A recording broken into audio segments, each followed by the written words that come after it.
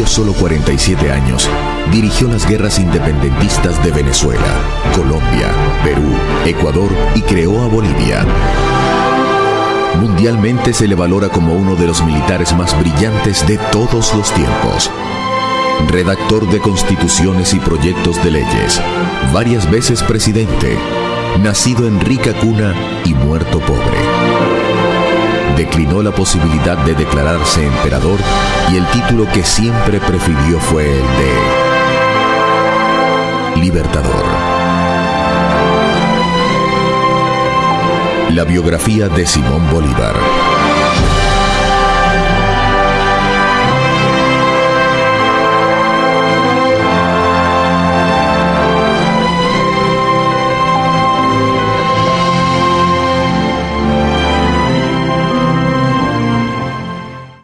Corría el año de 1783 y era la ciudad de Caracas una incipiente población de menos de 45.000 habitantes. Venezuela apenas tenía 6 años de existencia como capitanía general, pues antes había sido una simple dependencia del virreinato de Santa Fe de Bogotá. El futuro libertador, Simón Bolívar, nace el 24 de julio de 1783 en su mansión familiar de la Plaza de San Jacinto. Es el cuarto hijo de una de las familias más acaudaladas de Caracas.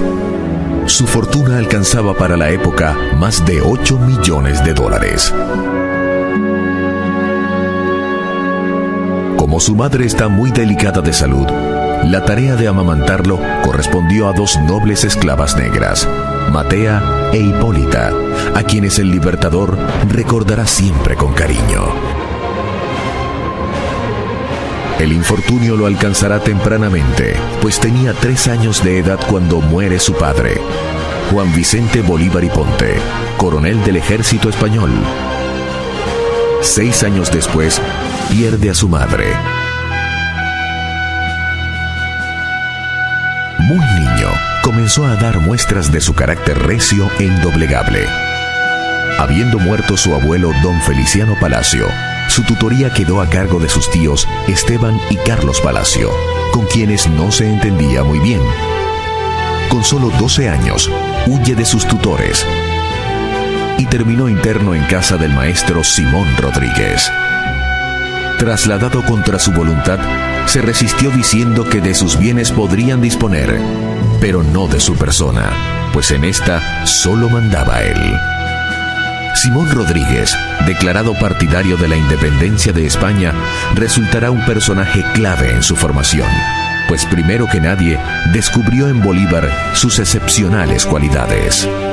Usted formó mi corazón para la libertad, para la justicia, para lo grande, para lo hermoso. Le agradecerá muchos años después. Además de Simón Rodríguez, quien es un paradigma de la educación latinoamericana, precursor de la temprana estimulación de la inteligencia y del método de enseñanza para el trabajo, Bolívar contó entre sus maestros a Andrés Bello, el joven filólogo, gramático y codificador, mayor que el alumno solo 2 años, llamado a ser por su parte el humanista más influyente de Chile, con una obra escrita que trasciende en el tiempo como la primera gramática española del Nuevo Mundo. A los 14 años, Simón José Antonio de la Santísima Trinidad Bolívar Palacios ingresa al ejército de Su Majestad el Rey de España como cadete y ya subteniente.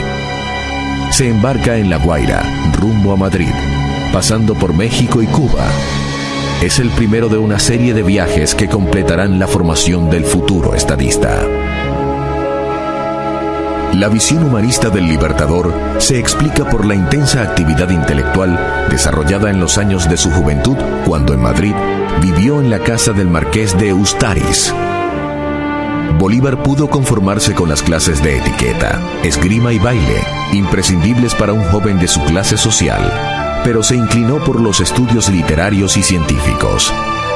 En París, frecuentó al sabio alemán Alexander von Humboldt. Fue a tertulias literarias, a salones de arte y a charlas científicas e históricas en diferentes capitales europeas. Y aún en Caracas, se deleitó con jornadas culturales, las cuales después se convertirían en discusiones políticas. A los 20 años, Bolívar es por primera vez un hombre feliz. En septiembre de 1800 ya anuncia que quiere casarse con la distinguida joven María Teresa Rodríguez del Toro. 2 semanas después de casado, regresa a Caracas, donde monta un fondo de comercio, y ya lo han ascendido a teniente en el ejército de su majestad. Pero en uno de los insondeables giros del destino, la tragedia nuevamente lo alcanza. El 22 de enero de 1803, la amada esposa muere de fiebre amarilla, y el teniente español Bolívar parte de nuevo hacia Europa. Nunca más volverá a casarse. En la corta vida del libertador, los 3 factores aciagos, enfermedad, muerte y derrota, estarán repitiéndose con regularidad de una a otra época. La principal hazaña de Bolívar es haber triunfado levantándose siempre contra el infortunio. En su segundo viaje a Europa, se reencuentra en París con el maestro Simón Rodríguez. Con este va a recorrer entre 1803 y 1807 el viejo continente, que vive una conmoción generalizada a partir de la Revolución Francesa y deslumbrada por el meteórico ascenso de Napoleón Bonaparte, un joven oficial revolucionario que termina siendo emperador de Francia. Huyéndole a su depresión, Bolívar recorre parte de España, va a París y por último cumple un largo periplo por Italia. En el camino presencia la coronación imperial de Napoleón Bonaparte en la Catedral de Notre Dame de París. Seguramente que bajo el influjo de semejante coyuntura histórica, en agosto de 1805, se arrodilla en el Monte Sacro de Roma, junto a su amigo Fernando Toro, y frente a su maestro don Simón Rodríguez, hace el voto de su vida. Juro delante de usted, juro por el Dios de mis padres, juro por ellos, juro por mi honor y juro por mi patria, que no daré descanso a mi brazo, ni reposo a mi alma, hasta que haya roto las cadenas que nos oprimen por voluntad del poder español. La Revolución Francesa le ha mostrado el potencial de cambio de los pueblos en ebullición. Y ya con una mentalidad crítica hacia la dominación española, Bolívar visita Estados Unidos, la joven nación que poco atrás obtuviera su independencia de Inglaterra. Las conquistas de Napoleón alcanzan directamente a Latinoamérica y Venezuela. La monarquía de Madrid es desplazada y un hermano del emperador, José Bonaparte, ocupa el reino de España. Al conocer la noticia, las colonias españolas de ultramar se rebelan contra la ocupación francesa. Saliendo a defender los derechos del rey derrocado, emprenden el franco camino hacia la independencia. Es el histórico año de 1810. El 19 de abril, tras la renuncia del capitán general español Vicente Emparan, se constituye en Caracas una junta que asume temporalmente el gobierno de la capitanía y envía a Bolívar con Andrés Bello y López Méndez para gestionar el apoyo de Inglaterra. Allá en Londres, Bolívar busca al venezolano más famoso de la época, Francisco de Miranda, héroe de la Revolución Francesa y general de la independencia norteamericana, y lo emplaza para que venga a dirigir la liberación de su país de origen. Aunque muy joven y con un modesto grado militar, Bolívar comienza a despuntar en el proceso venezolano. La noche del 4 de julio de 1811 ya pronuncia un encendido discurso en el cual pide abiertamente que Venezuela se independice de España. Horas después, se produce la firma del Acta de Independencia. Nace así la Primera República. Esta declaración es la primera del continente, pero desde Buenos Aires hasta Ciudad de México, casi toda Latinoamérica se proclama libre en los próximos meses. Pero la causa de la independencia venezolana va a enfrentar grandes contratiempos. En marzo de 1812, un terremoto devasta Caracas y le da argumentos al clero y a los partidarios de la monarquía para hablar de un castigo del cielo por desconocer el mandato divino del rey español. Bolívar grita y alecciona a la despavorida multitud con su proclama: Si la naturaleza se opone, lucharemos contra ella y haremos que nos obedezca. Los reveses militares hacen titubear a muchos. Aún Francisco de Miranda, el generalísimo que ha asumido la dictadura de la agónica república, cree que no podrán seguir adelante. Bolívar, el orador fulminante y febril, ocupa la comandancia de la guarnición de Puerto Cabello, que el 30 de junio de 1812 se amotina en su contra y se pasa a las fuerzas del jefe realista Domingo Monteverde. Bolívar ha debutado militarmente con un terrible fracaso a cuestas. Pero entonces ratifica con los hechos lo que proclaman sus palabras. Lejos de aceptar la derrota, jura que va a seguir hasta el fin.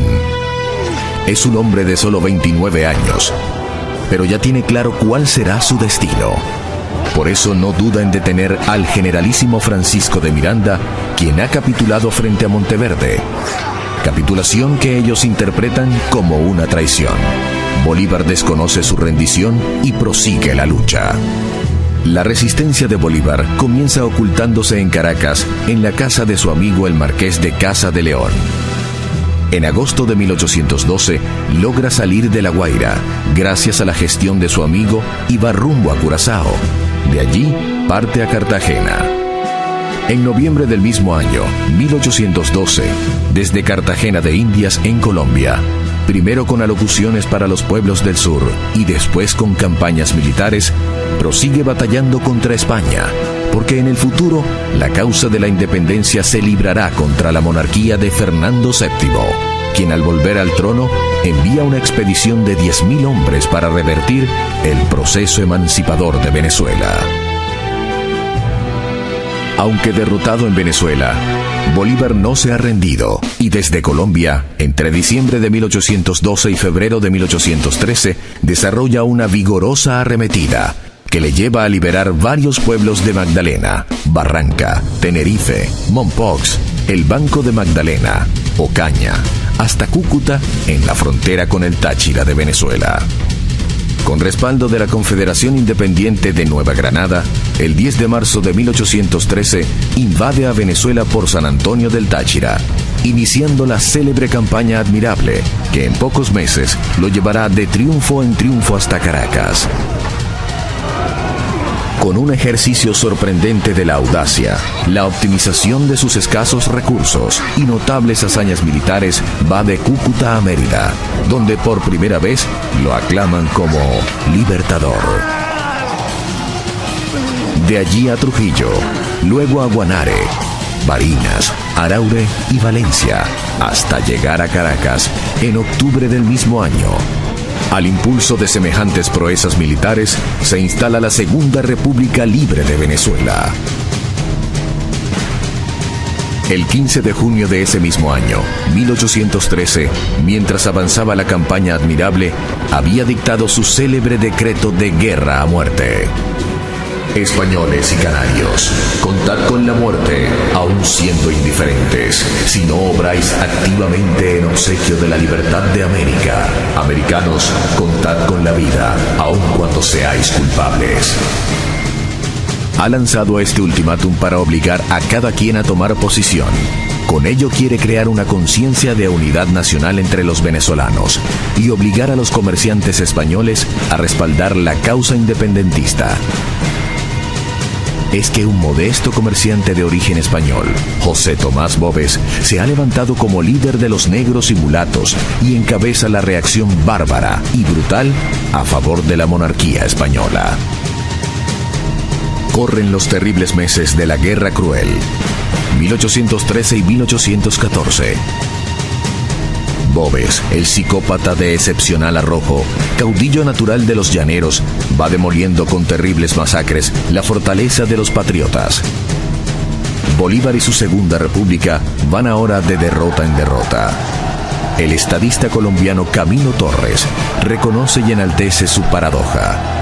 Sois un militar en desgracia, pero también un gran hombre. Para entonces, Bolívar actuaba institucionalmente como mandatario de la Confederación de Nueva Granada, que lo asciende a general de división y le encarga la campaña para someter a la rebelde provincia de Cundinamarca. En septiembre le nombrarán mariscal de campo, pero él siempre preferirá el título de Libertador, con el cual le han aclamado oficialmente en su natal Caracas. El año de 1814 escenifica grandes victorias y terribles derrotas para la causa de Bolívar. El 12 de febrero de 1814, José Félix Rivas, tío político del Libertador, se cubre de gloria al armar un ejército apuntalado por jóvenes estudiantes. Y con ese ejército logra derrotar al mismísimo José Tomás Boves, quien en julio siguiente, comandando una arremetida realista, obliga a retirar más de 20.000 personas desde Caracas hacia Oriente, en la vía hacia Río Chico y Barcelona. Bolívar coordina la emigración de Oriente, que a pesar de su gran número de víctimas, salva a numerosas familias de la ferocidad de Boves.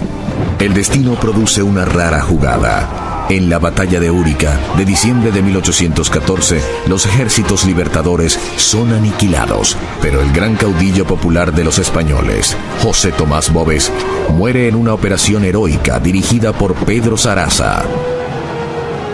Con los ejércitos patriotas devastados, se pierde la Segunda República, pero se crean las condiciones para que en el futuro cercano los patriotas pasen a liderizar afectivamente el alma nacional venezolana. Los reveses militares lo arrojan nuevamente al exilio. De Carúpano va a Cartagena, de allí a Pamplona, luego a Tunja. Explica al Congreso de Colombia los pormenores de la guerra. De allí a Honda y Ocaña. En Colombia tiene aliados y detractores. Finalmente, en mayo de 1815, llega a Jamaica, y allí tiene la oportunidad de analizar por escrito, con brillantez notable, las causas del fracaso y los retos para el futuro. Es la célebre Carta de Jamaica, donde aboga por la unidad para lograr la libertad. La América está encontrada entre sí, porque se halla abandonada de todas las naciones, aislada en medio del universo, sin relaciones diplomáticas ni auxilios militares, y combatida por la España, que posee más elementos para la guerra que cuantos nosotros furtivamente podemos adquirir. Personaje versátil, tiene el raro don de asumir visceralmente cada faceta de su actuación. En el campo de batalla, planifica meticulosamente, y cuando decae la moral de sus tropas, se mete personalmente en la pelea, dando muestras de arrojo suicida. Es un orador conmovedor, capaz de improvisar y de leer impecablemente. También escribe con sentido analítico, y sus ensayos incluyen sociología, historia, derecho y ciencia política. Cerrando el año de 1815, llega a Haití, donde recibe extraordinario apoyo de parte del presidente Luis Petion. Allí asume el compromiso de liberar a los esclavos negros una vez llegue al poder en Venezuela. Ningún revés lo detiene. Cada uno de los generales patriotas se cree con derecho a ser el libertador. José Félix Rivas, su pariente y rival militar, perece a manos de los españoles. Carlos Manuel Piar y Santiago Mariño le disputan el liderazgo supremo del ejército libertador. Entre 1814 y 1819, se destaca como el hombre de las dificultades. Por diferencia de criterios, se separa del mando colombiano y del ejército neogranadino. En las playas del oriente venezolano, con todas las posibilidades en contra, recibe el mando supremo de la nueva campaña militar. En el camino, decreta la liberación de los esclavos y autoriza la repartición de bienes incautados a los enemigos. Con un ejército casi ilógico de la persistencia, sigue batallando. Embarca y desembarca, va y viene. Compensa debilidades con fortalezas. Sorprende a los enemigos. Sobrevive a atentados. Se salva de emboscadas. España envía cuantiosos recursos, multitudinarios ejércitos y sus mejores generales para doblegar la rebelión emancipadora. Bolívar muestra otra faceta más impresionante aún.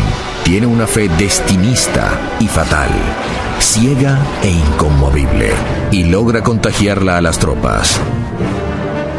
Es un magnetismo personal que a los desventurados soldados les permite olvidar el hambre, el frío, las penurias de andar a caballo, la superioridad numérica del enemigo y las enormes distancias de cada campaña. Napoleón Bonaparte, ya derrotado y errante, había manifestado su intención de refugiarse en Latinoamérica. Y Bolívar le había escrito al antiguo emperador francés: usted y yo no cabemos en el mismo continente. Así se va imponiendo como el jefe supremo, natural e insustituible, único e imprescindible de la causa independentista. José Antonio Páez, un caporal llanero que ha heredado el ascendiente sobre las tropas mestizas, especie de Bobes bueno, se le une y lo sigue. En los 6 primeros meses de 1816, dirige la campaña de Oriente, desde Margarita y la isla de los Frailes hasta Carúpano, y de allí, en julio del mismo año, desembarca en Ocumare de la Costa. Accidentalmente va a Bonaire y las costas de Puerto Rico, pero inmediatamente regresa hacia Guiria, al otro extremo de Cumaná. En agosto enfrenta un motín de sus propios generales del Ejército Libertador y tras una breve travesía marítima llega a Guayana. A esas alturas combatía simultáneamente contra la oposición interna de los generales libertadores y contra las tropas españolas. La campaña en Guayana también está plagada de contratiempos, pero él sigue irreductible en su propósito y en sus ideales.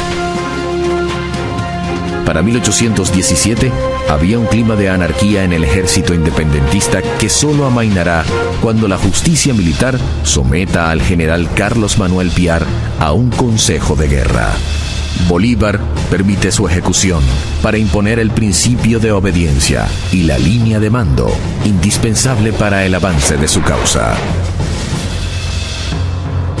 Ni la oposición de los otros generales patriotas, ni las derrotas a manos de los españoles, ni la escasez de recursos, ni los problemas logísticos y de coordinación entre los varios ejércitos.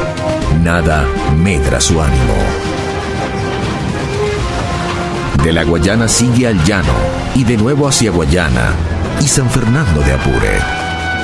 Ya en los difíciles años de su campaña oriental y llanera, manifestaba su idealismo por la unidad latinoamericana. En julio de 1818 le había escrito a la comandancia del Río de la Plata, Argentina, diciéndole que cuando lograra el triunfo, Venezuela los convertiría en una sola sociedad, para que la unidad sea la divisa en la América Meridional. Para principios de 1819, el milagro se está logrando. Ha consolidado la independencia en la inmensa extensión territorial de Guayana, Oriente y el llano de Venezuela.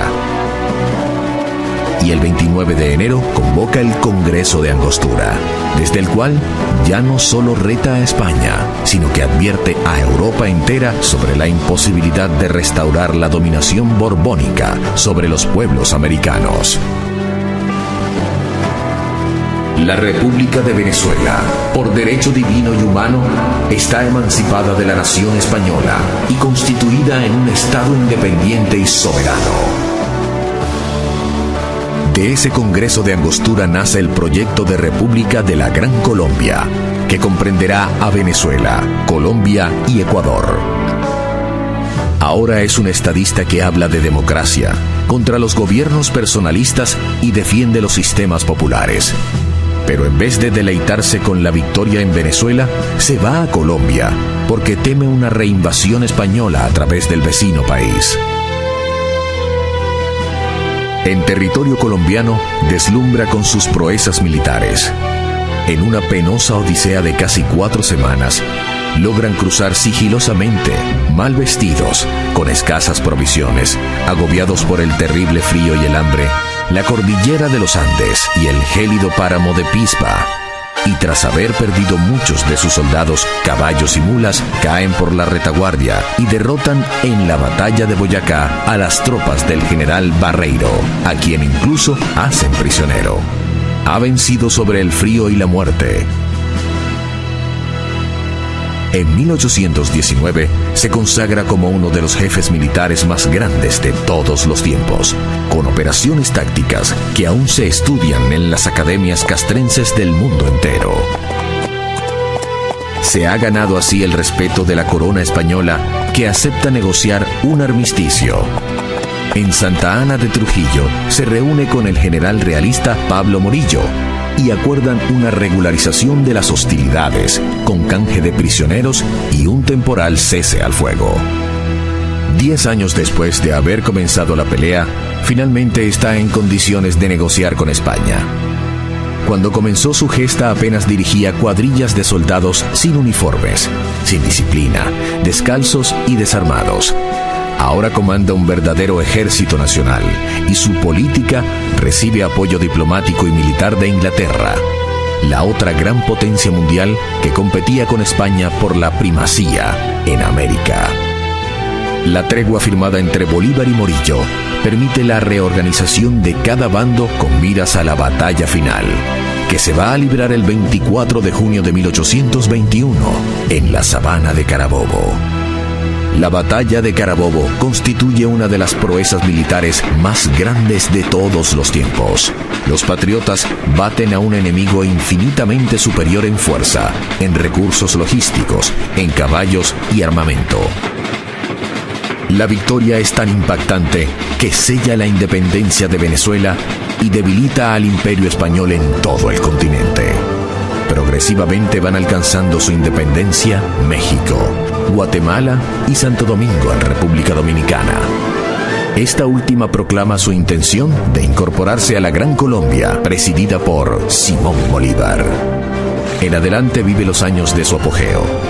Las cancillerías de Europa lo estudian de cerca como el hombre del momento mundial. Pero Bolívar prosigue su batalla como si fuera el primer día. Lejos de deleitar las mieles del triunfo, monta a caballo hacia el sur. Llega a Quito, Ecuador, en junio de 1822 y poco después decreta la incorporación de Guayaquil a Colombia. Va obsesionado con el ideal de la unidad latinoamericana y por eso avanza más allá, hasta Perú, el gran reducto de la dominación española en el área. El 27 de julio de 1822, persuade al general argentino José de San Martín de salir del Perú. San Martín se lleva el título de protector del Perú, pero le deja a Bolívar el título de libertador. También fue la era culminante de su vida íntima. El hombre desgraciado para el amor, que ha vivido irregulares romances a lo largo de su viudez, conoce a Manuelita Sáenz e inmediatamente se enamora de ella, quien abandona su vida en la alta sociedad de Quito y parte tras Bolívar, destinada a compartir y sufrir con él los últimos años.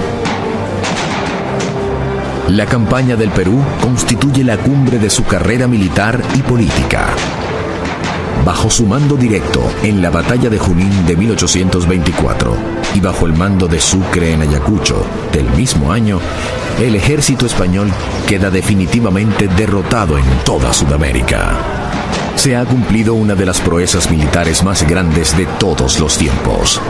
Un ejército guerrillero, sin disciplina ni recursos, un ejército formado sobre la marcha, ha logrado derrotar a la primera potencia colonial de la época, la Gran España Imperial.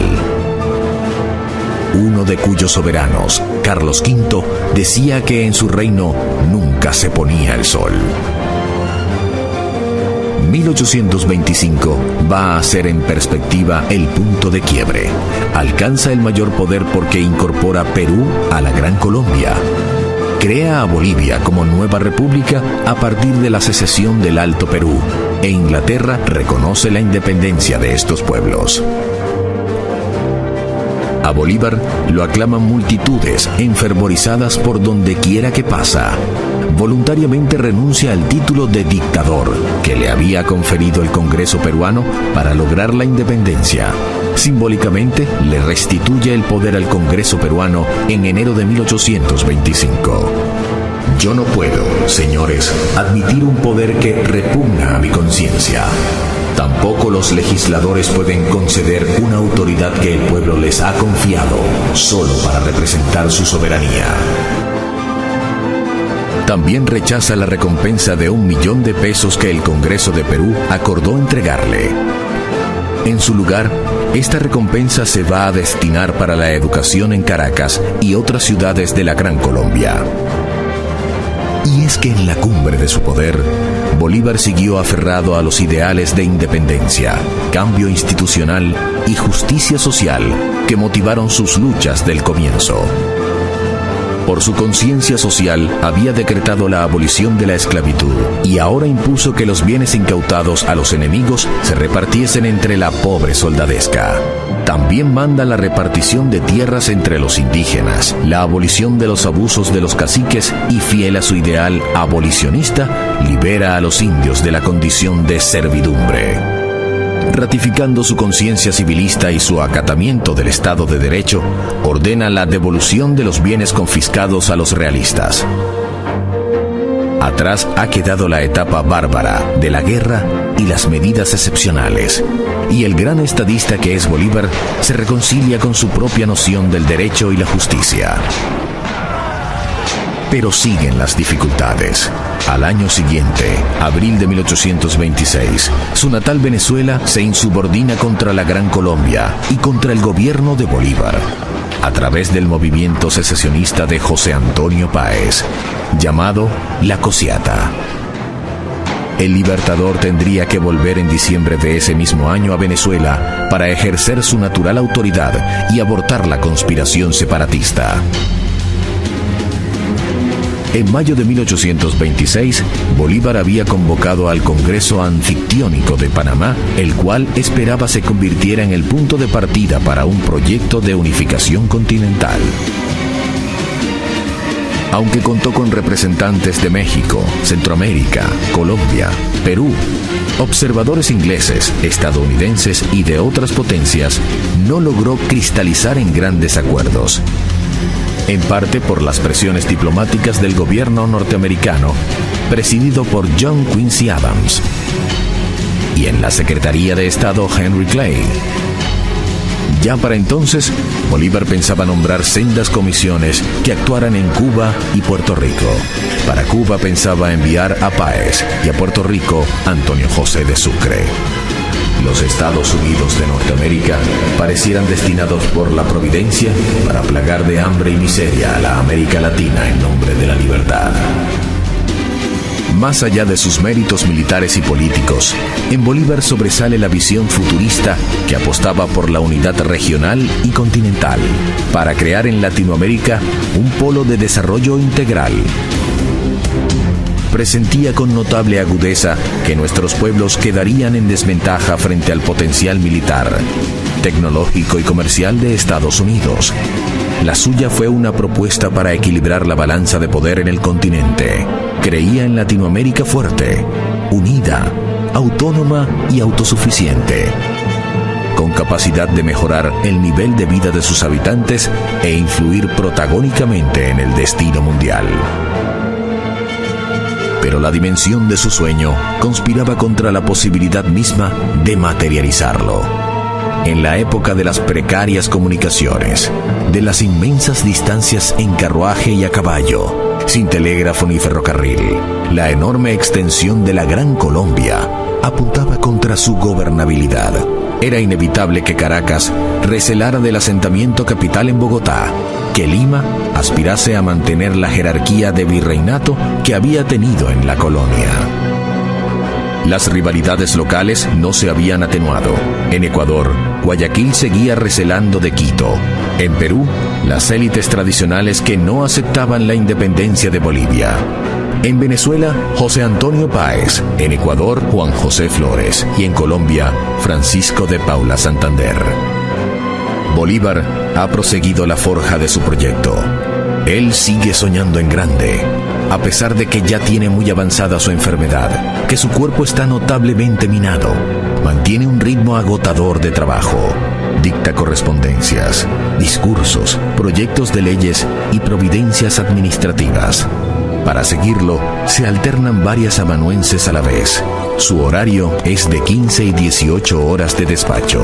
También se desplaza personalmente y en extenuantes jornadas a caballo va de Lima a Bogotá, de allí a Maracaibo y Puerto Cabello, hasta Caracas, luego a Cartagena y cerrando el año 1827, está de nuevo en la capital de la Federación.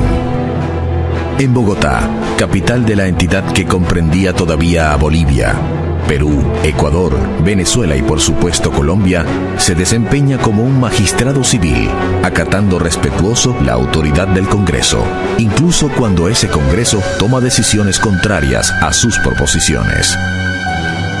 Bolívar legisla, organiza, planifica, administra y decide, pero los más importantes personajes de la Gran Colombia apuestan a dividirla en varios pedazos para repartirse a cada cual un coto de influencia.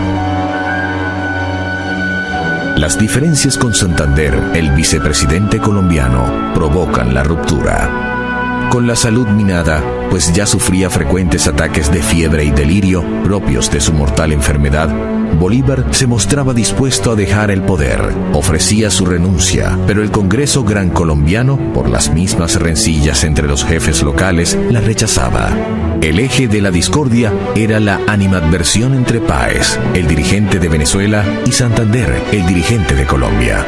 Las rencillas han abortado el Congreso de Ocaña y ya se perfila la próxima división de la Gran Colombia.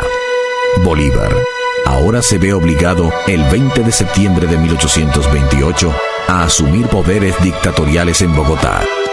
Desesperadamente buscaba a toda costa salvar la gobernabilidad de la gigantesca federación que constituía su mayor sueño. Entonces, la reacción antibolivariana estalla. Las apetencias personales y las diferencias políticas logran desdibujar la buena imagen del hombre que ha sacrificado todo por el ideal de la América libre y unida. En Colombia, la oposición en su contra es tan exaltada que intentan asesinarlo el 25 de septiembre de 1828.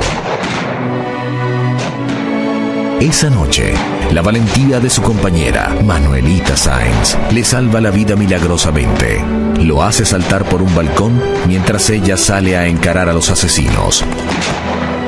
La mujer que ha dejado todo por el amor será conocida en adelante como la libertadora del libertador. La investigación sobre el frustrado magnicidio pone en evidencia las profundas divisiones de la sociedad grancolombina. Varios de los responsables son condenados a muerte. Todo esto agudiza la tensión y le da argumentos a los opositores. Perú es el primer país en separarse formalmente de la Gran Colombia, pero en Venezuela resurge con más fuerza el movimiento autonomista, nuevamente centrado en José Antonio Páez. Así llegamos al fatídico año de 1830, en el cual Bolívar conoció varias muertes. Primero, vio perecer su proyecto de unidad continental.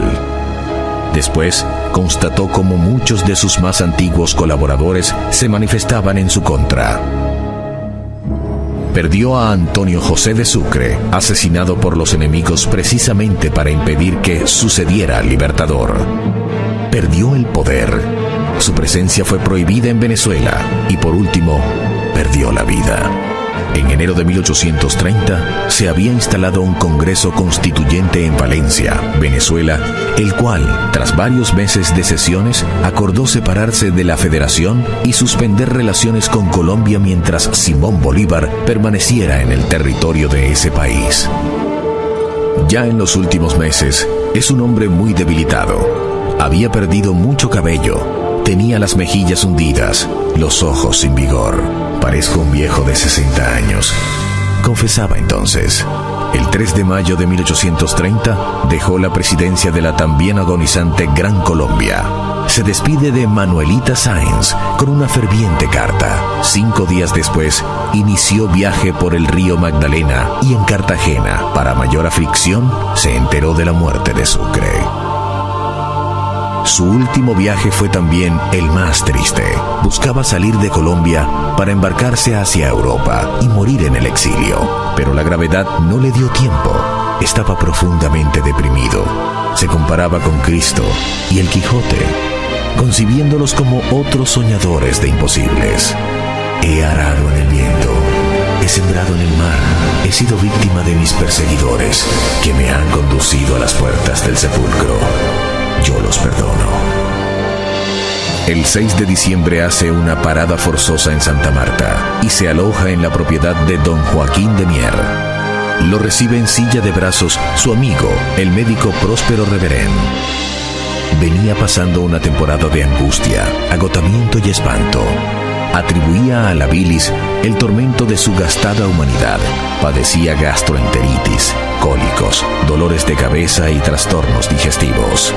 También desgastó a Bolívar la magnitud de las distancias. Pero sobre todo le afectó la magnitud del reto. El proyecto de unidad continental, que hoy ensalzamos como visionario, fue simplemente una utopía para la época. Está profundamente débil. No puede sostenerse por sus propios pies, pero no pierde la lucidez mental. Aconseja la paz y la concordia. Le cuesta dormir, no quiere comer, siente dolores en el pecho, llega el hipo y se agrava. Un día después de recibir la extremaunción, otorgó testamento repartiendo los pocos bienes que le quedaban y firma su última proclama, dirigida a la Gran Colombia, que seguía siendo su país, pues no concebía a Venezuela aislada, ni Ecuador, ni Bolivia, sino todos formando parte de su irrenunciable sueño. Colombianos, mis últimos votos son por la felicidad de la patria. Si mi muerte contribuye para que cesen los partidos y se consolide la unión, yo bajaré tranquilo al sepulcro. En los días siguientes, la situación se agrava y el 17 de diciembre, a la 1 de la tarde, todo había terminado. Comienza ahora su vida en la inmortalidad.